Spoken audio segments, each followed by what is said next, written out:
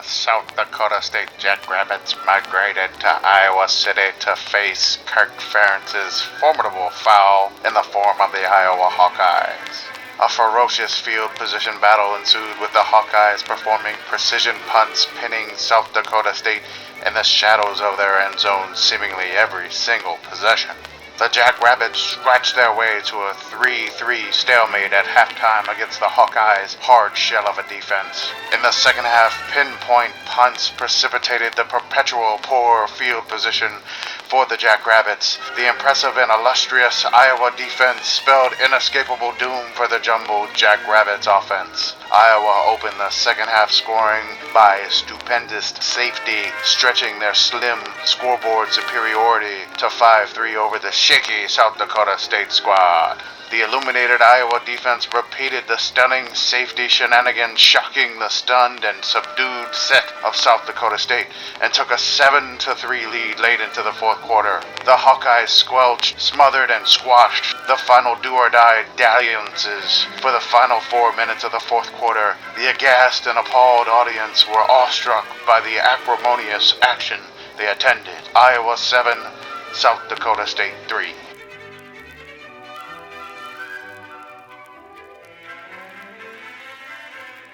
Hello, everyone, and welcome to the Sickos Committee podcast. This is the review of Week 1, which had some absolutely amazing moments that we're really excited to talk about.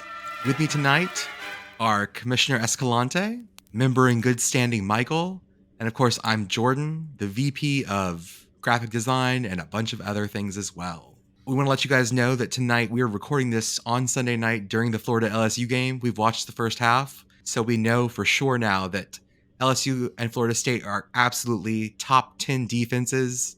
They must be amazing because it's only 7-3. Clearly, playoff lock for both teams. This is a playoff preview, guys. I guarantee it. Guaranteed. They'll likely move up in the Sickos rankings after this game. You know, we had feared that everybody would overreact to this game.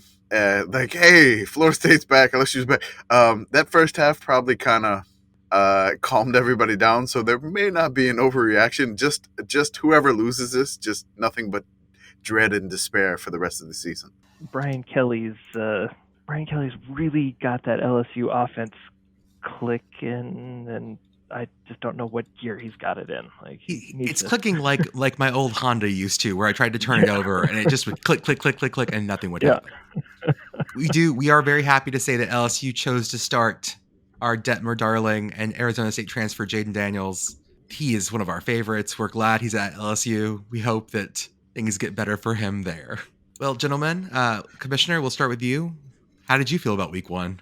It was fantastic. Honestly, I'm very amazed at what occurred this week. Like, the season started, and for some odd reason, our follower count on the Twitter account just went absolutely. It just blew up. I mean, we're approaching 30,000 followers. As of right now at 9 p.m. Central on the 4th, we are 40 people short of 30,000. This again is a Twitter account that was meant to entertain 30 to 50 people maximum, and this is just keeps growing further and further and beyond our imaginations at this point. We can't take credit for this. We just tweet, and we want to thank all the college football teams we're going to be talking about today about the glorious games that they played over the week. And oh man, this week it's like I'm almost speechless, man. This week started on Thursday, Friday, Saturday. Oh man, it was just, and then right now Sunday, it's just the week that keeps on giving. It's been amazing for us. We're glad that everybody wants to follow because we're just loving every game. It's fantastic. Michael, how was your Week 1? Oh man, it was great. I watched so much football on Thursday and Friday, between the brawl on Thursday and then just all day on Saturday. It's been wonderful, and I mean, I can never complain when BYU wins by 29 and Utah loses. It was a good week. Is that the for USC? The USC perfect day is a Notre Dame loss, a UCLA loss, and a USC win. So for BYU Yep. fans, it's perfect day. Utah loses, Utah State loses, BYU wins. I mean, Utah State, whatever. Yeah. But BYU win, Utah lost. That's a perfect Saturday right there. We can start with our Thursday games. The Backyard Brawl brought it. I think we were all expecting things to get weird, and it just turned out to be a really great game. Pitt won 38-31 with some end of the game, last minute fun. And yeah, it was just a really great game. It was a lot of momentum swings. Pitt would go up by like 7, and then all of a sudden West Virginia just scores 14 unanswered, and then Pitt does the same thing, and then they're back ahead 7. And it was just one of those games that they need to play every year. I don't care that they're not in a conference. They need to play each other every year. And Make as it happen. commissioner of the Sickos committee, I would like to make that rule. They need to play every year. Every year. This vote has been seconded. I 100% agree. I think we all knew that the bad blood is still there. That's going to be a rivalry for a long time because of past things. But to have a 10-year hiatus and then come back like this is about all you could ask for in terms of these kinds of games. I think that watching Pitt, after a year of high-flying passing, go back to a gonna run the ball at people's heads game was really fun too. This is, we all knew that this is what Pat Narduzzi actually wants to do. He doesn't like that passing game garbage. So this is sort of back to what he wants to do. And I thought both USC quarterbacks on both sides of the brawl acquitted themselves pretty well. They were better than I expected. We'll also talk a little bit about Purdue-Penn State. Purdue came so close to knocking off Penn State. But I think the thing that everyone talking about is the Puke 6. There was after getting in our heads from Coach Frost that puking is winning. We got to see it in action this weekend. I mean, this year has just started with puking. It's just Scott Frost is O-line coach saying they're puking 15 to 20 times a practice. So a daily practice. And then for some odd reason, the puking thing keeps happening. And I'm like, it needs to stop, please. We had it happen in this game, and then another game. It's just like, can you get the cameras? It's making me a little queasy because I may have a little puke 6 at my house. So we can stop with that. Just so you guys know, if you type in puke 6 into Google, it already comes with puke 6 Purdue video. It already knows what I want. So that's great. Even like the college football on Fox YouTube video for it is called the Puke 6. So this is the thing. It's in the vernacular now. Yep. Thursday night also had a game that I feel like we were the only ones watching. Not because, well, for many reasons. One, because it was FIU playing a FCS team, but also because the video quality was so awful that I'm not sure anyone could watch it. It was great. Every time we see a game in FIU and I watch, I jokingly call it the swamp turf because the camera quality is so bad, I can never tell if the turf is dry or wet. So supposedly it was raining. So every time I watch an FIU game, I have to check the forecast. I'm like, is it raining? It just looks so gloomy. And then like the camera lenses change back and forth. They hired us to run the cameras, I think. I always feel like FIU just every year would just take the turf from Tropicana and install it there because it's never the same shade of whatever color it is, and the camera angles make it look shiny and yet hard at the same time, and so you don't know what that field is actually made of. The best is that, it's not even, they don't have one of the fancy colored turfs. It's just a shade of green that is unnatural. It never looks quite right. And between that and the weird end zone angles and the camera dude who just couldn't quite get the ball in the screen and the two cameras with different white balances, so it kept looking like it was like midnight. It was just an absolutely bizarre game to watch. Maybe the most bizarre game in terms of camera work this weekend, but there were some other ones too. Also, Florida International came up with a big win, and we're saying this not jokingly because they beat an FCS team that absolutely took them down to the wire in overtime. Bryant should have won that game. Bryant had a big lead. They were up 16-6. They had somebody running down for a last second kick return, and then the swamp monster turf got him, and he fell like by himself. There was nobody around him, and that really kind of got him in the. If they would have got that touchdown, I don't know if FIU could have came back. Also, I wanted to shout out Akron and St. Francis. Frankie the Friar, a great mascot in the lexicon that we need. Frankie the Friar. I probably tweeted about him a lot. I forgot what somebody said about him, but somebody called him Frankie the Flasher. I mean, they are the Red Flash, but I'm like, with him having a robe on, maybe not a good thing for St. Francis, but they took Akron to overtime and they almost pulled it off too. The same with the FCS teams. It was the Thursday night almost FCS over FBS upset. It was so close. I'll throw Portland State in there too. Portland State took San Jose State, not quite to the end, but pretty darn close. I think most people were asleep for that one, but yeah, Portland State absolutely took San Jose and their under construction stadium. San Jose State still has like a half their stadium just not there, right? It's getting closer. It's not finished? Not No? quite.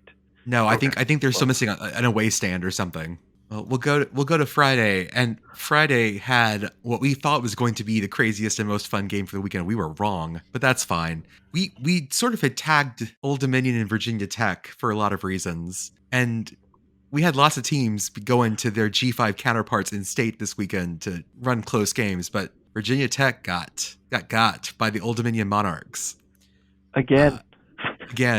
So I think the series is 2-2 now. Yep. And as we found out, Virginia Tech, you're locked into this hell cage for the next 10 years. That's right. It's a home and home and home and home and home and home and home and home. I think. Did I get that right? It's close enough. You nailed it. Yeah. You are locked in there, Virginia Tech, and the beatings will continue until you improve. Yeah. And speaking of locked in, Commissioner, let us tell us about what happened. So there's always this unknown thing in like college football, or like basically you know about it, but you don't really think about it too much. So what happens is like the offensive coordinators or the defensive coordinators who are in the booth watching their teams play always run for the elevators to get down to the locker room at halftime. Well, in this case, halftime was over, but apparently the coaches for Virginia Tech couldn't get back up to the press box because they were stuck in the elevator. I mean, that's kind of like some people's worst nightmare. I mean, if you're claustrophobic, but that just tells you how bad, and that was such an ominous sign for Virginia Tech for the rest of the game. Like, they kept trying to take the lead. They were up 17-10. You think they could maybe do it and put it away, but it didn't seem like it was in the cards. You had the crazy guy with the chokehold sign, the old man after the botched snap field goal return for a touchdown. Virginia Tech. Someone's dad out there just being the hardest dad he could be. That's right, man. The Norfolk dads just giving the choke sign after that, like living it up. I want somebody to interview him if you can find him. We weren't surprised that Old Dominion held him close. I was surprised that it ended up going the way it did. I thought Virginia Tech was going to hold it. It was going to be close, but Virginia Tech would pull out the end, and they just couldn't. And Virginia Tech fans, like, bless them. At least they have senses of humor, because like that is I'm going to become the Joker moment. Virginia Tech going forward. They do. So Virginia Tech on September 22nd does play West Virginia at home. That should be a pretty interesting game. Both teams sort of just taking wild swings at each other. Is that the Black Diamond game? Isn't that when they tried to make something out of that? No, that's a real rivalry. That's a real. Okay, that's a real. Virginia Tech and West Virginia. It's not like the civil conflict. No, the Black Diamond Trophy is great. That's right. It's a real rivalry. Come on now. That's a real. I just wanted to give a quick shout out to Brent Pry, head coach of Virginia Tech. Very first game as head coach of Virginia Tech, and you lose to Old Dominion. The Hokie fans are not going to be quiet.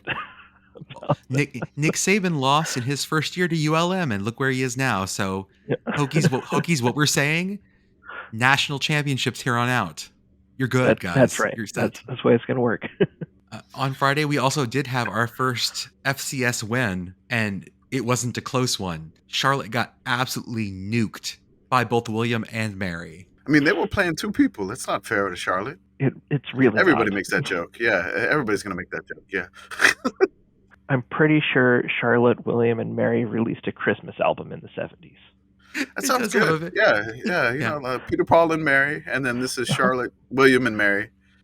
Definitely, that does sound like a 1970s The folk trio.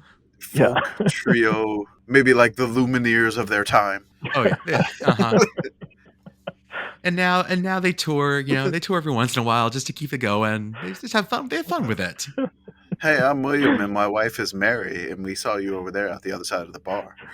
Uh, go Tribe! Yeah, yeah. Long and short of it, go Tribe. You Just guys go Tribe. absolutely beat that ass. Charlotte's coach has been around for how long now? This is Will Healy, right? Yeah, this is his. Oh man, Will Healy's younger than me. That's ooh. If he's younger than you, then he's definitely younger than me. So Will Healy, yeah. So he's been head coach. He was head coach at Austin P until 2018, and then got the Charlotte job in 2019. Yeah, it's not going great for him there. Charlotte made a bowl game with him. Like they were doing well, and now his first year, awful. yeah, his first year they made the Bahamas Bowl, and then since then it's been just this skid. And the worst part is like you can't be like, oh well, it's the Sun. No, they're in Conference USA. Like this isn't. Hey, only for a few more months. Then they're going to the American. Yeah, so oh no, Mr. Healy may be on the hot seat a little bit here. Definitely not an ideal situation because I think they're making the leap next year. So they're looking for something good to make the jump up. And then they lost to another team in their conference that's jumping up to the American. And then they had this happen. So maybe a little bit of shaky ground for Mr. Healy. Yeah, giving up an average of 42 points per game while scoring just less than 20 points a game in 2 games is not good. On Friday night also, we thought we were going to see the most Big Ten game we'd see all weekend. We were like, Illinois, Indiana, this is going to be like and it was low, it was moderately low scoring, but it was just like a sticky, gross morass of Big Ten football. On the go-ahead drive, the Indiana won it was a 75-yard drive. And the entire rest of the second half, they only had 70 yards. Big Ten football, baby. Catch the fever. Catch the Big Ten fever. That's right.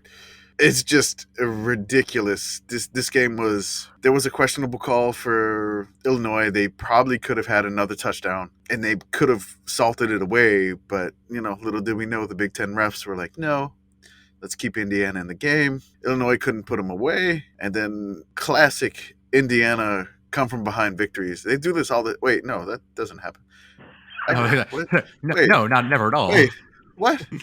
Indiana come back from behind? Normally it's the other way around, right? They're the one that blows the lead. Well, it's a role reversal. It was Illinois, so I mean, one of them was going to do it. That's the best part about this game is it's like someone had to win, someone had to lose. Like both were just like, you take it, you take the win. No, you take it.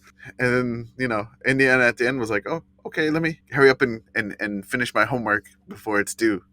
And got the touchdown drive in with a few seconds left and pulled off the win. I said, we thought that was going to be the most Big Ten thing we'd seen, but we'll go to Saturday morning. Iowa, you guys played a game that I don't think anyone was quite ready for. Emotionally, physically, mentally, spiritually. You played South Dakota State, and you won 7-3 in 60 American minutes of football. But that 7, you scored 3 times to get 7 points. You won 7-3 in a game that was tied 3-3. Iowa, you broke football math. It was to call it a defensive struggle or a defensive stand, I think really undersells it. Because that implies that the offenses were doing anything. This was the ultimate Kirk Ferentz game. This was like the Kirk Ferentz bowl's a perfect game. I'm just going to say that. This is Kirk Ferentz's perfect game. This is what he wants. He wants defense, field position. He kept South Dakota State pinned back the whole game except for the time that they got the field goal. Basically, Iowa made a mistake, and South Dakota State was able to drive 11 yards to get a field goal. And that was their longest drive of the day for South Dakota State. The Jackrabbits, they moved 11 yards and they got points. But this was Kirk Ferentz's ideal game. Like, this is what he wants. He wants to win with field position, defense, not too much offense, which I'm sure Hawkeye fans are like. I believe there was a chant, from what I heard, is that they were chanting to fire Brian Ferentz in the middle of the game. I mean, this is. I mean, I think everybody's already made this joke or observation that to get 3 points, 2 safeties, a field goal and 2 safeties to equal 7 points, it is now called the Iowa touchdown. That's it. It is the Iowa touchdown. It takes 3 scores to get 7 points. That is Iowa math. And honestly, I mean, they won the game. But I think there was a picture, like, nobody knew what to think or how to feel after the game. Nobody knew. Everybody was just in the stands, like, in this weird sense of malaise, just awestruck of what happened. Just like, what? How am I supposed to? We won, but this was probably at what cost? This is the worst thing I've probably ever seen in a game in my life. And I mean, of course, we absolutely love it because, I mean, that's what we appreciate, like, no matter what they do. But I feel like this is the Ferentz's final form, where he just punts. And I mean, there were so many punts down inside the 5. South Dakota State could not get out of the shadow of their own end zone. I mean, Kirk Ferentz had to be loving it. South Dakota State's punter had a bad day for a bit. They were like going off his foot in weird directions, highlighting how perfect the game was for Brian Ferentz, or for Kirk Ferentz. 10 punts, 10 first downs. Say the line, perfectly balanced, as all things should be. It should be. South Dakota State, 6 first downs, 11 punts. This is... I mean, that sounds like a defensive masterpiece. It must have been. Total yards for the entire game, both teams together, was 280-ish. There were individual players this weekend who got more than 280 yards. So there was 16 first downs total in that game. Both West Virginia and Pitt each had more than 20 first downs in the brawl. Everything about this. And you're thinking like, oh, Iowa must have run the ball a whole bunch. Nope, they rushed for 57 yards. Passed for 109. That's the winning stat line. Oh, yeah. Go, Commish. I don't know if you're going to go to... Spencer Petrus's QBR rating was 1.1. And this game broke math so bad. Just broke math. Iowa was not playing football. This was a performance art piece. And I am so glad that we were all able to witness it. Yeah, I can imagine that. I've been to enough like really weird modern art museums in my life to know that if you like took video of this game, put it on a VHS, and played it on like an old school CRT TV, and just put like a little like label next to it, people would stand by it and go, this represents the futility of man. This represents our struggle in the 21st century to balance ourselves with nature and society. I'm seeing this, and it's a beautiful piece of art. Like Kamish said, the longest scoring drive was 11 yards, and the second longest scoring drive was -8 yards because it was a safety.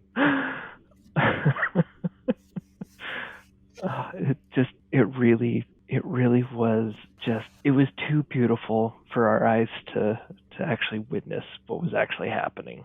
Is it possible we already have the Sickos game of the year in week 1? Like, a lot of people were saying that, and it's hard for me to disagree. Last year we started off with Nebraska getting a safety in the end zone in week 0. Yeah. And now we have Iowa with 2 safeties to score 7. Like, college football is the gift that just keeps on giving. There was another stat of this game. Let me just throw that out there. But this game had, I think, like 100 or almost 200 yards less than the Iowa 6-4 Penn State game. The Iowa Penn State 6-4 game. It really, like, basically whatever team got the ball, you were amazed if they got a first down. It was just incredible. Honestly, incredible. Incredible football. And, I mean, Iowa's definitely going to rock it up in our rankings if they keep this up.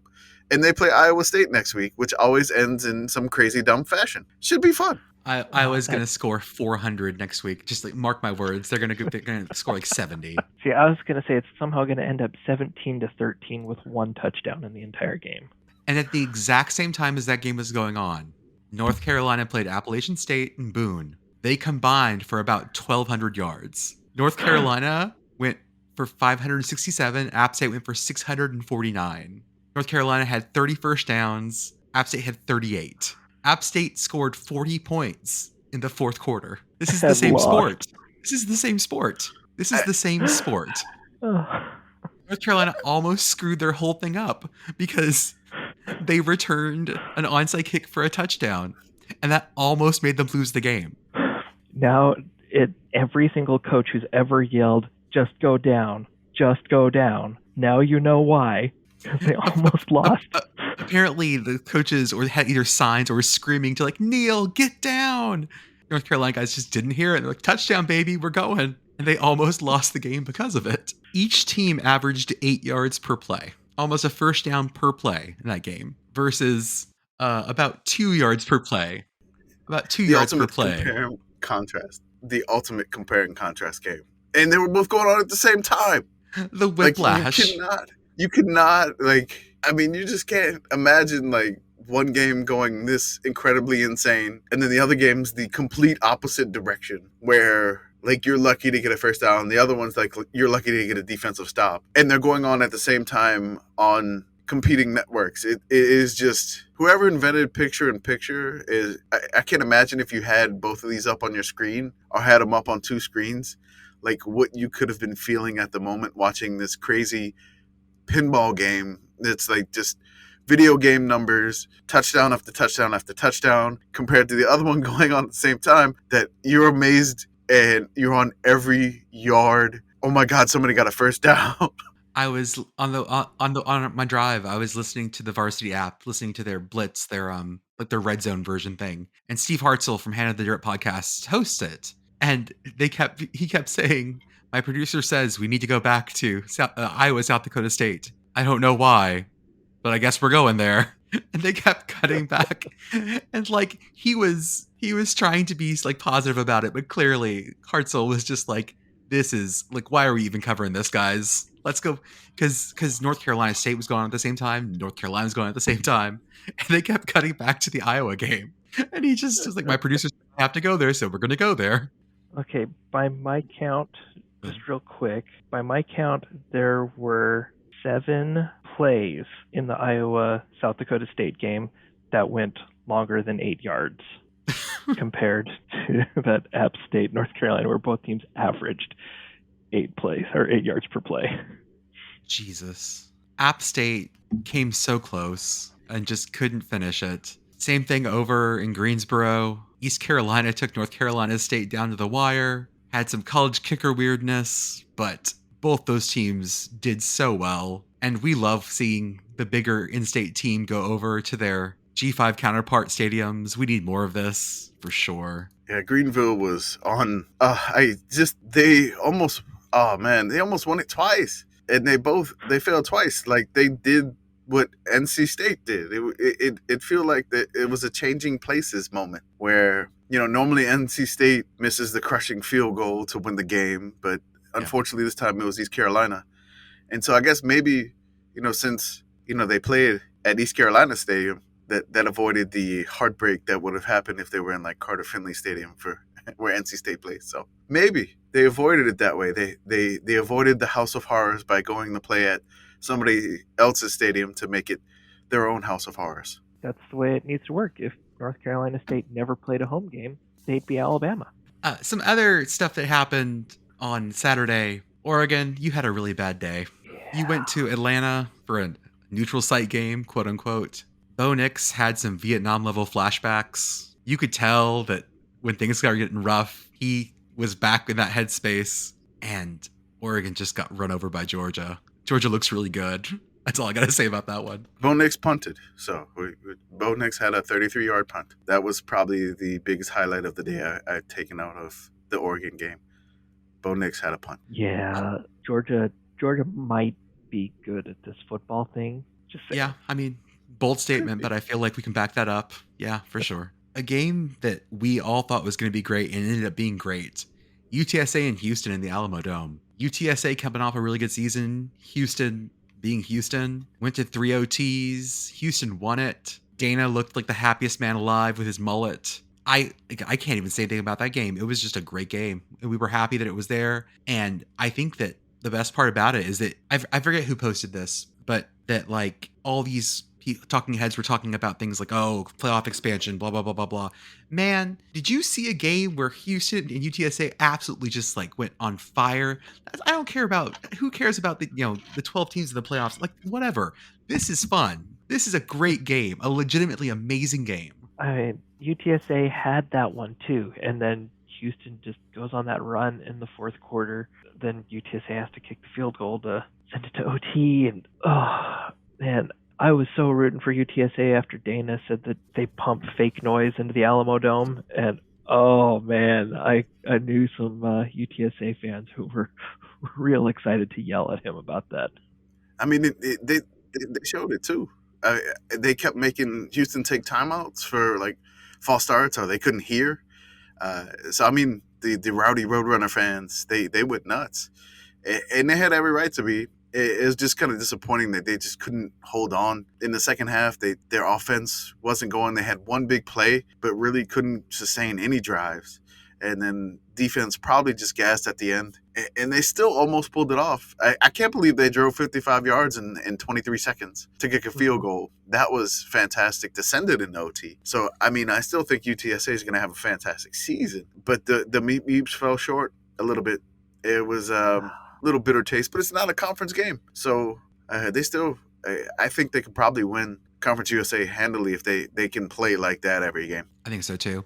I think that, well, Western Kentucky looks really good so far, but we'll see sort of like how they go from there. I think that'll be their biggest rival in that one. Hey, UConn, you won. That's right. It wasn't like, it was a little close, but then it looked pretty good. Now, I am going to complain about the broadcast on this one too. I was going to say it looked pretty good. I don't know if I could say that. UConn looked good. The broadcast, I don't know about that. Whatever Fox 61 Plus app plus whatever CW channel they were showing it on, between reruns of Supernatural and Riverdale. That's right. The broadcast, our good friend Tim Burke showed that the broadcast was basically encoded incorrectly or something like that. I don't know if I know enough about it, but you could see the literal lines in the screen. And the score bug had the home team first, away team second, like soccer, and also had to score to the left of the teams as well. So in the first quarter, it looked like a team had 1 point because the quarter was after things. It was, oh God, it was awful. It was very weird. Connecticut started off with a rouge. I mean, that's right. They got a great rouge. way to start the game. And they had a sponsor all the way to the left. So it was like their sponsor or whatever it was. It was a parking LAX company. It was Laz, L-A-Z. Laz, it was like L-A-Z?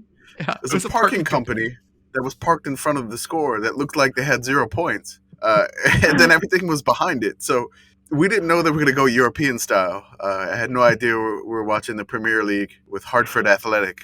It was ridiculous. It was a great game. I think there was a crazy doink field goal by Central Connecticut State. UConn was able to, maintain and hang on, and they pulled away at the end to get their first win of the season. So Jim Moore Jr.'s got to be happy with that, I guess. The Husky Revolution marches on. Rutgers beat Boston College, which that game happened, sure. But the most interesting thing is that Rutgers had to punt on 4th and goal. That was, I was watching that live, and I mean, it was all self-inflicted wounds. Like Rutgers just totally did it to themselves. Like Boston College really didn't do much in this situation. Anything.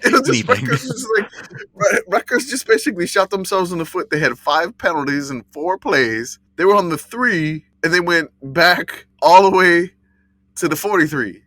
It was 4th and goal from the 43, and they punted. They downed it at the 3, so they gained all their yards back that they lost in penalties with the punt. So, thank you, Rutgers. In the end, it just looks like they went for it on 4th down and didn't get it from the 3-yard line. Playing the analytics. That's what it says to do. I need to see how often we've ever had a 4th and goal punt. To run the numbers. I think they had one. I think there was a tweet that ESPN Stats and Info said that it was the last time that happened was in 2020, I believe. Also, the way Rutgers won this game, they were down 21-15, and they went on a 12-play, 96-yard drive to score the game-winning touchdown by running the ball 11 times on that drive. 11 out of 12 plays, they ran the ball. Rutgers known for their pounded. hard-nosed running attack. Hard-nosed Rutgers Scarlet Knight football. Shiano must be just so enthralled with that last drive. Like, yeah. What I love about what Rutgers did there was they scored 22 points. At one point, they were down 15-21, but they had 15 points off of 2 touchdowns and a field goal. Oh, God. Once again, we had lots of math breaking this weekend. Like, math just ceased to work. By the way, if you're keeping track of where we are time-wise, Florida State's up 24-10 on LSU. It got out of hand. Brian Kelly's melting down on the sideline right now. His face is quite purple.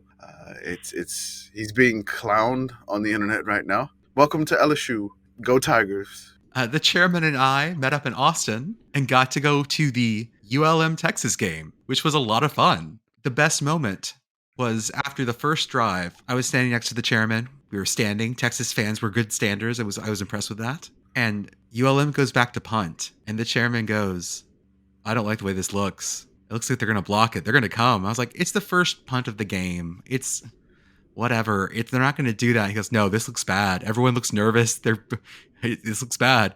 And lo and behold, Chairman Escalante called it. They brought the house, blocked the punt, walked it into the end zone for a touchdown. You know, I've been to many ULM games, and I've been on the ones where they're on the road and they're playing, giant teams, big payout games. And you can kind of sense from the kids, you can see them playing and you're like, uh-oh. So, ULM went 3 and out. Like, they didn't execute well at all. They really didn't gain any yards. I think maybe they lost 3 yards. They had a delay of game penalty to start the game. Yeah, I'm like, oh, this is not good. This is not going well. And then I saw Texas had everybody on the line except a returner. And I'm like, oh no. And just the gut feeling was they're bringing the house. And I'm like, please, the 3 guys in the back, please maintain your lanes. Otherwise, it's getting blocked. Well, Texas sent 3. One of the guys in the middle took the guy on the outside instead of the one in the middle. He came clean through all 3 of them and just blocked it. They picked it up, returned it for a touchdown. It was just, I could just see it coming. I couldn't believe it. I was like, no. I'm like, nope, this is blocked. This is something where, I watch a lot of bad football, and that's what we do here. And I appreciate all of it. But you could just sense the ominousness of it. And it happened last year when they went to Coastal Carolina. They just knifed right through on the first drive or the second drive, block, return for a touchdown. I'm like, oh no, the worst possible start that ULM could have. But there was a little bit of reprieve on the next drive where Quinn Ewers' first pass was incomplete. The next one, ULM picked it off, and then they were able to cash it in for 3. So it was 7-3 at one point. But then after that, it got a little bit out of hand. And Terry Bowden had Quinn Ewers' car towed. I'm 100% sure that was Terry. Terry did it. He made the call. Right. Terry pulled some strings at the Austin Police Department. I'm sure he's got connections there somewhere. He knew where Quinn was parked and definitely got his vehicle towed because honestly, it was not nice of what they did to ULM. It was not nice. They didn't let him cover the spread. Also, they didn't even let him hit the over. So Terry was just like, so close. They were close to both. Honestly, they were a few points away from the spread. The spread was, I think, 38, and they lost by 42. And then the over was 63.5, and they scored 62 points. That's why Terry towed your car. All right. The moment that made me laugh the hardest was the chairman and I were, of course, keeping tabs on other games and stuff on our phones. Well, the game was there, especially after things got a little out of hand. So we noticed that ESPN had announced that they were going to have game day at Texas next week against Alabama. And we were like, in the middle of the game. Yeah. In the middle of the game. In the middle of the game. And then they announced it at the game. And the crowd reaction was like this cheer that melded into a, oh no. Everyone sort of had a moment of oh. It was the weirdest thing I've ever heard. It was like, yeah. Oh no. Like a collective trauma. They all realized what's going to happen. The student section, they flashed to the student section after that, and one Texas student drew on his phone, and when it was drawing apps, and it was very small on his iPhone. It said, "We want Bama," And of course, we tweeted about that. And nobody in the crowd saw him and cheered. And there was no reaction to that when they saw that on the big screen. The giant Cadillac screen, this crazy monstrosity that Texas built in the end zone. Oh my God, this thing is just incredible. Like the It's end beautiful. zone with the longhorn shape. They have players dancing and on like the sides of the screens after they make a 3-and-out stop. The Bevo image of ripping through the horns of the ULM logo every time there was a third down. There were lots of those. There was a lot, yeah. I think ULM was maybe 6 of 16 on third down. So we did see Bevo a bit, and Terry won the time of possession battle. So ULM had like almost 37 minutes of time of possession. So he did his part there with 41 rushes. He was trying to establish it. So you guys talked about that blocked punt there at Texas. Not sure if you saw the blocked punt from UCLA and Bowling Green, but that was my favorite blocked punt I think I've ever seen. Just destroyed that punter and ends up in the end zone. Touchdown. And ran it back. It was a long run back too, wasn't it? It was like only like 20 yards, I think. But it just destroyed that punter. I've never seen a punter get hit that hard legally. Nebraska, because you won, we're not going to pick on you this week. We're really happy for you. You took on a Dakota. You won. You were tied at halftime, but you came out and did better. That's fine. Scott Frost made good adjustments. Baby steps. That is a bold statement. We're going to say Scott Frost made adjustments. Good is a qualification I am not willing to say. He adjusted, and they won. Full stop. All that matters. Good job, Nebraska. Commissioner, what other games you got that you're interested in? The Wyoming and Tulsa game was fantastic.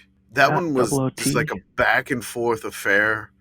It was incredible. And like the biggest lead of the game was only 10 points, and Tulsa took the lead.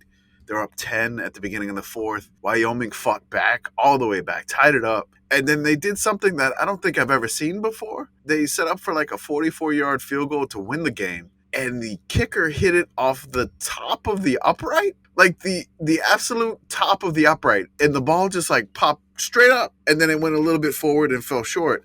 And so they had to go to overtime, double OT, and win it after Tulsa's kicker missed their kick in double OT. But I've never seen a ball hit the top of the upright. Like I'm watching it now. I didn't see this. Yeah. I mean, it just shot straight up. And I'm like, I've never seen that happen before. Like, I've seen the ball go directly over the upright. I've seen it, doinking. I've seen the Rice one where they doinked like 4 times. I've seen that. Yeah. But this one just hit the very top of the upright. And I don't know what happened, but it just shot straight up. And I've never seen that before. Like, okay, Craig Bull's reaction to it was great. Like he's laughing and then he hits the ground and it looks just like, even the punter is just like, I have no clue what just happened. They all look so confused. I don't think anybody's ever seen this before, honestly. If the upright had a spike on the top of it, the ball would have been stuck there forever. You should get points. You should get extra points for that. I've never seen this before. I wanted to discuss it. It was crazy. Like, Wyoming pulls this 10-point comeback. They fight all the way down to get within kind of respectable field goal range, and he does the top of the upright. I just never seen it. I just wanted to mention it. It's just something that just so weird, probably getting lost in all the craziness that happened this week. It's just something that I don't think anybody's ever seen it, honestly, and that's just something that I wanted to discuss because I'm glad Wyoming went on to win it, because that would have been heartbreaking to like hit the top of the upright. And I mean, really, like, it would have been good. It's crazy. That's got to be worth 10 points. Do that in the future. 10 points. God, I'm stunned. Like, I didn't see this. I'm looking at it and I can't believe, and it just bounces. Oh God. Yeah, I don't know, because the top of the upright's flat, and how does this happen? Like, what type of angle does this crazy ball have to? I mean, it's nuts. But it was just something that game had everything, really. Lead changes back and forth. I mean, there were swings, kind of like the backyard brawl. And these are 2 like G5 programs that are similar stations in their conferences. Like they make bowl games.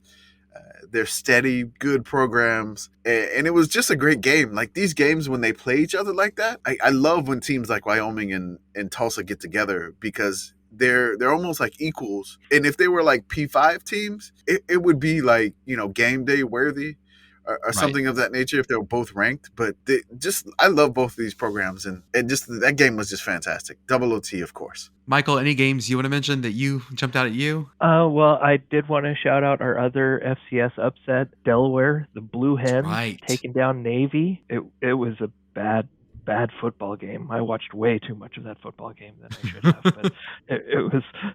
I mean, I love the triple. I get sucked in watching that, and Navy had to throw the ball so much because they just couldn't run the ball. Navy threw for like 150 yards, I think. Oh, in God. The game. Yeah, it was bad, but they only scored 7. Not great. But also, Boise State, welcome to the committee. Oh my God.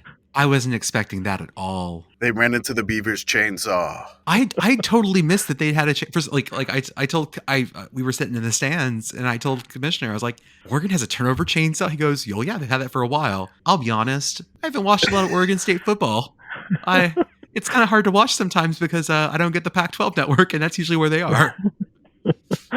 But they ran into the literal chainsaw. I haven't been good for a while, but Boise State looked actual bad. And so I don't know if it was Boise State looking actual bad or if Oregon State is going to go to the Rose Bowl. Give me the Beavers in the Rose Bowl. That's my new goal this year. Boise State didn't score until the third quarter. Yeah. Something's real wrong. It could have been so much worse. Oh, I think those are most of our big games. Like I said, as we're wrapping up right now, Florida State 24, LSU 17. LSU has the ball, and it looks like they're marching, so we'll see how that goes. Again, I'm sure we're all going to overreact on this. Florida State just fumbled on the goal line to put the game away, and LSU got it back. So I'm just going to say that we may have picked the correct one for the Sickos game of the week. I don't want to tip our cap or anything like that, but I just put it up there. I was like, hey, did we make the correct call? Also, I wanted to mention that we were going to be coming up with something called Clock Commander. Since Sir Big Spur is back, he's not going to be called Clock Commander. We wanted to come up with a weekly award. We wanted to come up with a weekly award called Clock Commander and come up with some nominees of the coaches that, for some odd reason, they could not get command of the clock. So it's going to be a little bit sarcastic. The coach that has the worst game management. And definitely this is going to be a lot of fun to try to figure this out and track it and see what coach uses their timeouts incorrectly, forgets to call a timeout, who forgets to spike the ball, who runs the field goal team on when they didn't need to, something like that. So we're going to try to come up with something like that and maybe get some nominees. I believe NC State's coach may have been up for the award. Dave Doran, he was definitely up for it this week. He was up for it this week with that lovely, lovely, lovely timeout to give East Carolina time to compose themselves and miss a field goal. But maybe it was a little bit of icing. So Dave Doran, I don't know. I don't want to give him the award. So we got to think about that, and we're going to probably try to come up with something like that for next week and monitor that a little bit closely when myself and Jordan are not at a game and we could fully experience all of the games, even though we were able to get some good service and watch all the fun, like Utah throwing the crippling interception to ruin their game at Florida and get I did see Billy one Napier's nomination for the referees in the Utah-Florida game as the clock commanders of the week for giving Utah a fourth timeout in the fourth quarter. Well, gentlemen, I think we've had a good weekend. We have 2 more games. Like I said, we're still keeping tabs on the LSU game, and then tomorrow night, Georgia Tech, you're gonna do your best. Go out there, have some fun. So it's real difficult for me to root for Brian Kelly, but Florida State had a 99.9% win probability just a few seconds ago before they fumbled, and so now I'm really, really rooting for LSU. We're going to go the other way, just to right? break some math. Yeah.